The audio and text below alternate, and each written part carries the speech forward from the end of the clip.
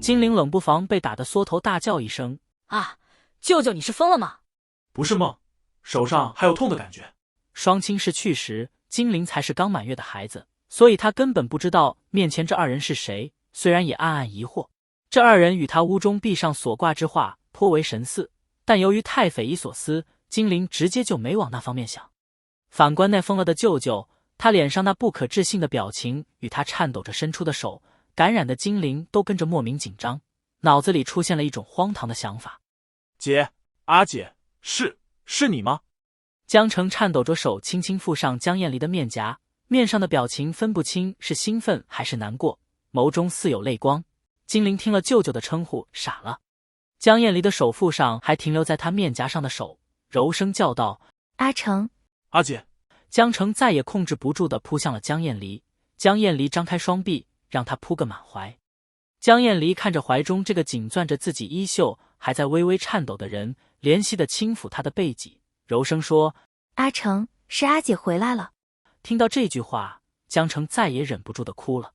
“可可，江婉莹，差不多得了，你还想腻在我夫人身上多久？”一道杀风景的声音自身边响起，江澄这才从怀里出来，看向自刚才起就一直被忽略的人。此人一身金星雪浪袍，面如冠玉，朗朗英姿，眉间同金陵一样的丹纱点缀其间。温宁在旁边小声叫道：“金公子。”江澄喃喃道：“金子轩。”脸上还挂着未干涸的泪痕。金子轩对手刃自己的温宁视若无睹，摆着一张高傲的脸对江澄冷哼道：“哼，不应该叫姐夫吗？”江澄一抹脸，冷冷地说：“想都别想。”而金陵在一边惊傻了，脑袋里一团浆糊。舅舅的姐姐和姐夫，不就是我爹娘吗？我爹娘回来了。是了，不然舅舅不可能在大庭广众之下做这种丢人之举。况且后脑勺还有点疼，这应该不是做梦。我爹娘原来有生之年，我还能见到他们。金陵低着头，一时之间没了言语。虽然他很激动能见到他们，可能是见亲情切吧，不敢抬头同他们说话。这时江澄才想起身边一直沉默的金陵，他看着自己外甥低着头的怂样子，暗骂：“平时不是挺嚣张骄纵的吗？怎么现在不敢说话了？”江澄指着金陵对江燕离道：“阿姐，这是阿玲，你儿子。”金陵没想到一瞬间会暴露在他们眼前，忙抬起头看着自己的爹娘，心中忐忑，一时间有些手足无措。“如兰。”江燕离忙不迭地把金陵揽在怀中，金陵红着脸，心中纳闷：“如兰？那是谁？”“如兰，这些年你过得好吗？”江燕离想起与他最后一次见面，那时候他还只是一个不足满月的孩子，现在竟已经长成大人模样了。料想从小就无父无母，又生在那样的大世家，闲言碎语定不会少。不用想，这孩子一定吃了很多苦。江燕离心疼的紧紧抱着他。金陵自小哪受过这种待遇，最亲近的也不过就小叔叔与舅舅两个人，而这两个人也绝不会用这样的方式去抱他。是以金陵也只是慌乱无措地僵在母亲怀中，小声地回道：“我挺好的。”众人都傻傻地看着这母子团聚的一幕，皆震惊地说不出话来。金陵感到脖颈间有些温热的液体滴落在上面，猜想到那是什么，一时慌了手脚，双臂尴尬地抬在半空中，抱也不是，不抱也不是。一旁的金子轩像是看出了自己儿子的别扭，他胳膊一环，将母子二人揽进自己的怀中。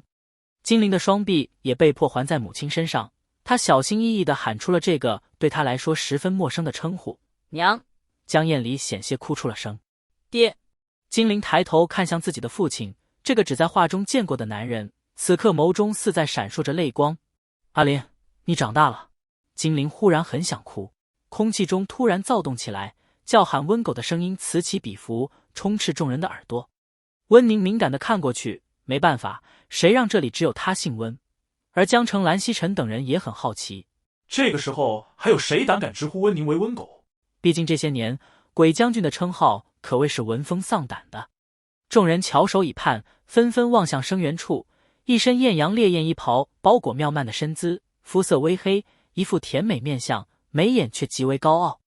原本就反应迟钝的温宁此时显得更为呆滞了，石化了一般看着众位不知名的小家主们一副义愤填膺的模样，对那位女子举剑相向。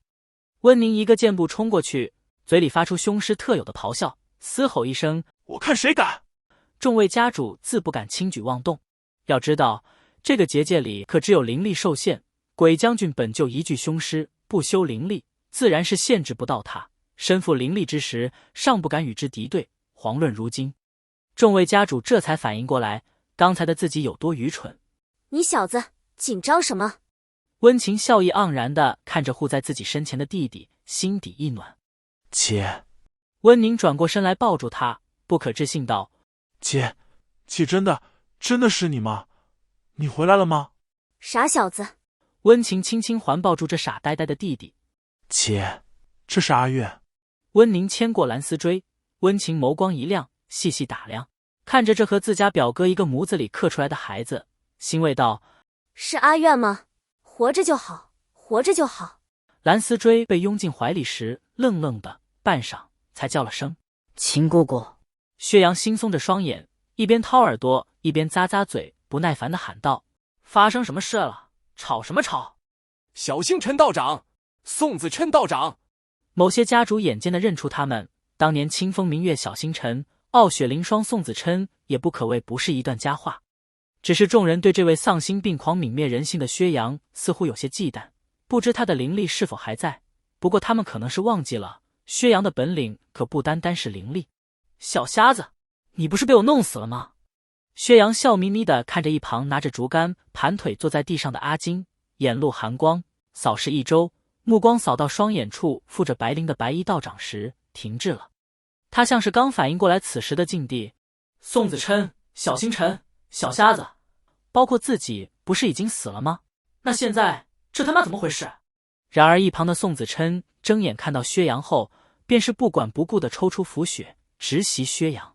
薛阳你个畜生，拿命来！薛阳侧身堪堪躲过，嘴角扬起，笑眯眯道：“臭道士，老子跟你一样刚睁眼，还没搞清怎么回事，就他妈看见你这晦气东西。”小星辰在听到薛阳二字时，身形微微一滞，在听到他这句毫无礼数的话后，眉头微皱道：“薛阳。”语气间含谴责之意。听到这声熟悉的叫唤，薛阳忽然沉默了，眼神定在了他身上，在他看不到的情况下，微微一笑，语气依旧森然道：“啊，小道长，你也在啊，真好啊！明月清风小星辰，傲雪凌霜宋子琛，总算是团聚了。”还不等小星辰说话，宋子琛又一招剑势袭来。灵力不在，可这多年来的身手尚存，薛阳这类野路子出师的自视不敌，被击得连连后退。哼，臭道士，一见面就打，这么不留情面？你要打是吧？来啊，我奉陪。说着，两人后退一段距离，众人默契地给他们留出充足的空间。大哥！众家主心道：“哟呵，这不是一问三不知吗？”大哥，金宗主。蓝曦臣看着眼前凭空出现的两个人，心中满是震惊。只见聂明觉与金光瑶对立而战，二人皆是缓缓睁开眼，不明状况的模样。而众人看到金光瑶复活了，个个手握长剑，那咬牙切齿、义愤填膺的模样，与当时攻上乱葬岗宣誓时的样子并无二致，依旧那么热血洋溢，慷慨万千，豪情万丈。阿爹，阿娘！娘！